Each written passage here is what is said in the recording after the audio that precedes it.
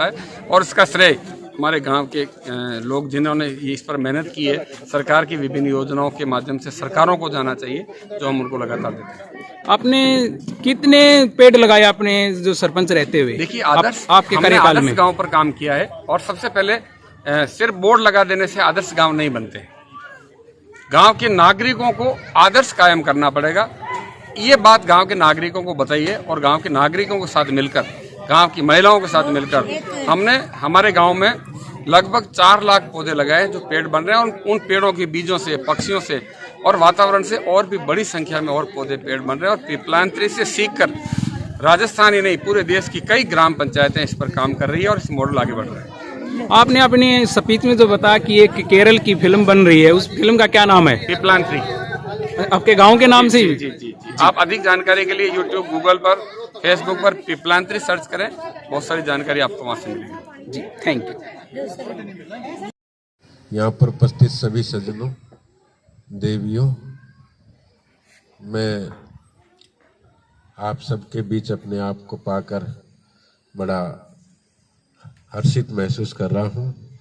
मैं पाली वाली जी का विशेष धन्यवाद करता हूँ कि उन्होंने अपने अनुभव यहाँ पर साझा किए और आप लोगों को प्रेरित करने का कार्य किया है। अभी जो ये पर्यावरण का विषय चल रहा है, ये कोई नया विषय नहीं है। ये विषय पैदा कैसे हुआ, इसको समझने की जरूरत है।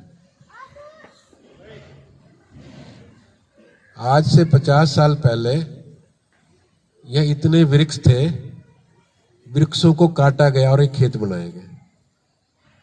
1950 तक तो जंगल ही थे सारे लगभग। 1970 तक भी इतने अधिक पेड़ थे, पर्यावरण नाम का शब्द ही नहीं था यहाँ पर। फिर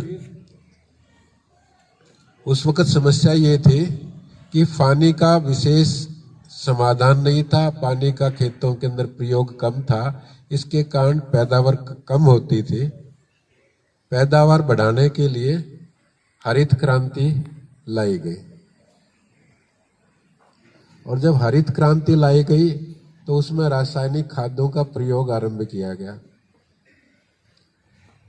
अब रासायनिक एक योजना तैयार की है इन सारे तालाबों को ठीक करने के लिए, और ये विभाग इस पर कार्य भी कर रहा है, लेकिन अकेले 2 आदमी आकर इसका समाधान कभी भी नहीं कर पाएंगे।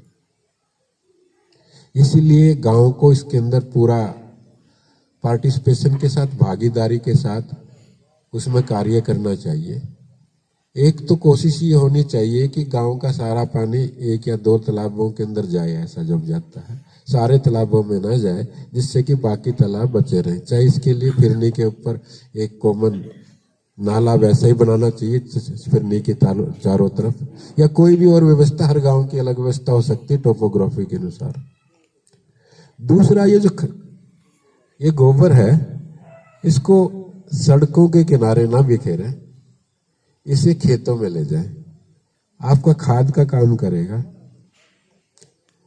हम बहुत लंबे समय तक किया, और गांव की जितनी सरकारी जमीनें थी जो गोचर थी, गांवों के लिए, जानवरों के लिए आरक्षित थी, वह पूरी तरह नष्ट हुई।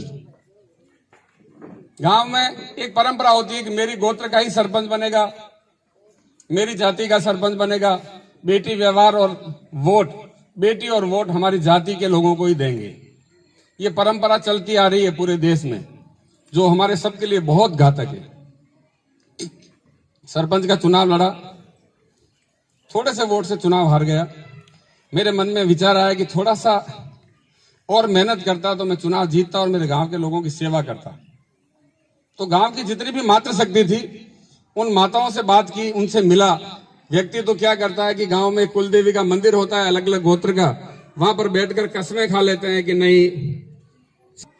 पर महिलाओं से बात की और महिलाओं से कहा कि देखो क्या समस्या आपकी।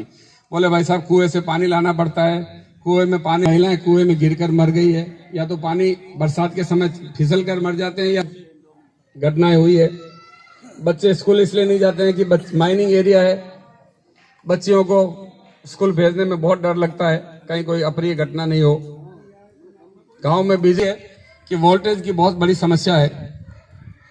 आने जाने के रास्ते गांव में ऐसे हैं कि एक व्यक्ति के खेतों में से होकर दूसरे व्यक्ति के खेतों में पार करके जाना पड़ता है, जिससे आए दिन या तो वो रास्ते बंद कर देते हैं फसलें जब बोते हैं, या फिर झगड़े होते हैं। इन सब समस्याओं को सुनकर उनको आश्वस्त किया कि आपके गांव में बिजली पहुंचाएंगे, आपके गांव में पानी पहुंचाएंगे, आप गांव में रास्ते बनाएंगे। और ये सब इसलिए कि जानकारी थी कि सरकार, केंद्र सरकार और राज्य सरकार विभिन्न तरह की पानी के लिए शिक्षा, चिकित्सा, आवागमन सबके लिए योजनाएं बनाती है। कला संरक्षण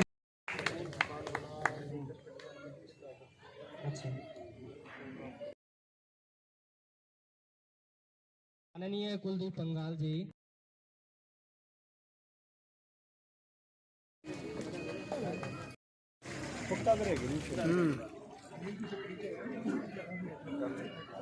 टेलीफोन पर बात हुई, हमारी मुलाकात आज टेलीफोन पर एक देवेंद्र जी,